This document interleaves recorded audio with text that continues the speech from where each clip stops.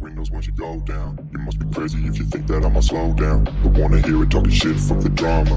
Keep it coming, I'ma send you to your mama. Mr. Whip, whip, whip, get the guns out. Dropping bodies in the place till the sun's out. Can't fuck with this, don't even try. Cause when the bullets fly, I'm the last one to die.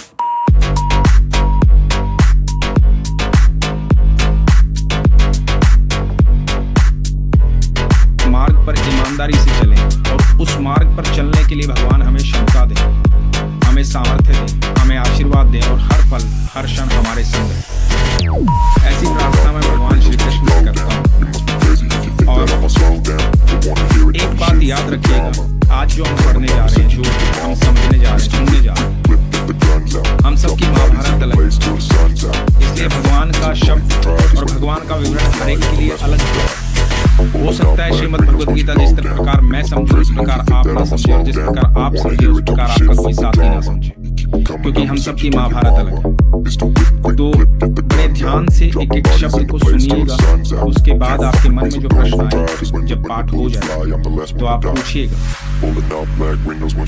और एक बात, जो पहला अध्याय है, पहले अध्याय में जो है सिर्फ सेना जो है वहाँ की स्टैब्लिश हो रही है, संजय धृतराष्ट्र को बता रहे हैं। दूसरे अध्याय में भगवान कर्म की बात कर रहे हैं, भगवान अर्जुन को समझा रहे हैं। तो श्रीमद् भगवद गीता बोली ऐसी दशा में गई थी जहां अर्जुन जो है बड़ा सीधा साधा सच्चा इंसान, जिसको सबसे प्रेम था, अपने दुश्मनों से भी प्रेम था, क्योंकि उसको अपने परिवार में कभी दुश्मन नजर नहीं आता। जिस पिता ने भीष्म ने बचपन में उंगली पकड़ के चलना सिखाया था, जिस गुरु द्रोण ने उनको शिक्षा दी थी, वो सब सामने खड़े थे और अर्जुन बड़े भावुक थे सबको लेकर के। हम भी अपने जीवन में कई बार बहुत भावुक होते हैं अपनों को लेकर के, अपने मित्रों को लेकर के, अपने रिश्तों को लेकर के, और उस भावना में हम अपने जीवन को नष्ट कर देते हैं, खो देते हैं। कई बार हमारा डिटैच होना बहुत जरूरी होता है, त्यागना बहुत जरूरी होता है। हम उस त्याग को समझ नहीं पाते, हम उसको अपनाए रखते हैं। कई बार इतना मोह बढ़ जाता है कि हमारे जीवन हमारे साथ जो हमें पता है कि हमारा नुकसान कर रहा है, हमें मानसिक तौर पे, आंतरिक तौर पर हर तरह से हमारी व्यवस्था को खराब कर रहा है, हमारे जीवन में कष्ट दे रहा है, फिर भी हम मोहवश उससे जुड़े रहते हैं। हम अपने जीवन को जीना नहीं चाहते, ना कहीं और ध्यान लगाना चाहते हैं। यहाँ भगवान ये कहते हैं कि जब आपको कष्ट हो इस प्रकार का, जब आप दुखी हो इस प्रकार की भावनाओं में आए, तो ये सोच लें कि आप मेरी शरण में आ जाएं और समर्पण कर दें।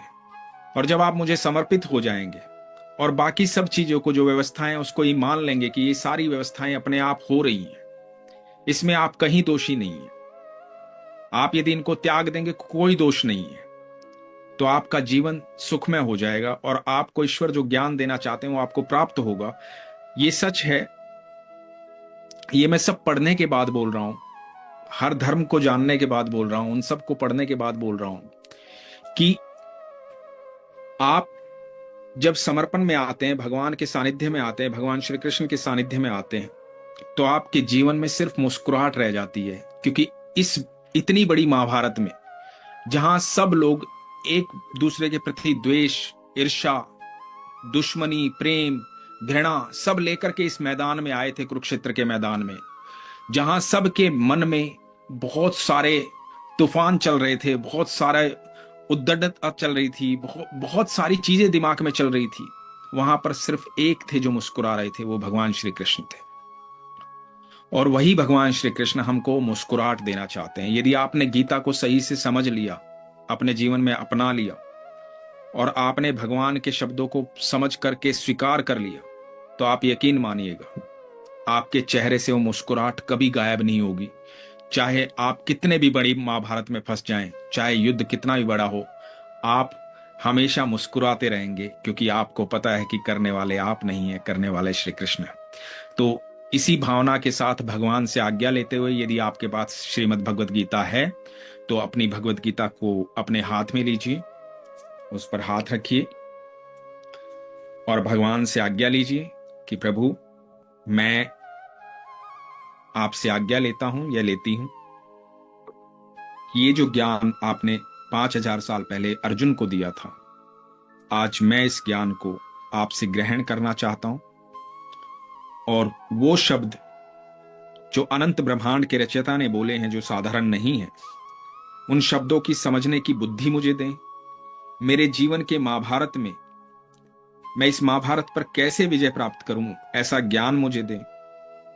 इस मोहपाश की दुनिया में जहां मैं फंसा हुआ हूं, जहां चारों तरफ हर कोई मुझसे संबंधित है, जिन सबको मैं अपना समझता हूं, वो मुझे पता नहीं अपना समझते हैं या नहीं समझते हैं, लेकिन मैं सबको अपना समझता हूं और मुझे लगता है कि मैं हर जगह सही हूं। तो मेरे इस भ्रम को भी दूर करे कि मैं कहां सही हूं और कहां गलत हूं। इस सारे भ्रम को दूर करते हुए, मुझे ज्ञान देते हुए, मुझे इस महाभारत से बाहर निकालें और अपनी शरण मिलें। ऐसी प्रार्थना करके मैं भगवान आपके शब्दों को समझने की क्षमता रखते हुए मैं इस गीता पाठ को शुरू करता हूं। हरे कृष्ण। धृतराष्ट्र बोले, हे संजय, धर्म भूमि कुरुक्षेत्र में एकत्रित युद्ध की इच्छा वाले मेरे और पांडु के पुत्रों ने क्या किया?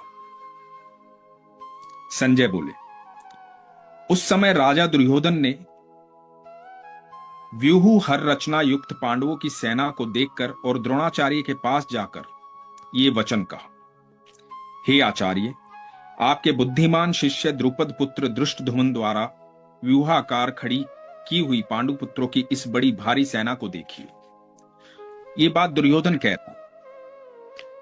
इस सेना में बड़े बड़े धनुष वाले तथा युद्ध में भीम और अर्जुन के समान शूरवीर, सात्यकी और विराट तथा महारथी राजा द्रुपद, धृष्टकेतु और चेकितान तथा बलवान काशीराज, पुरुजीत, कुंती भोज और मनुष्यों में श्रेष्ठ शव्य, पराक्रमी युद्धामन्यु तथा बलवान उत्तमौजा, सुभद्रा पुत्र अभिमन्यु एवं द्रौपदी के पांचों पुत्र, ये सभी महारथी हैं।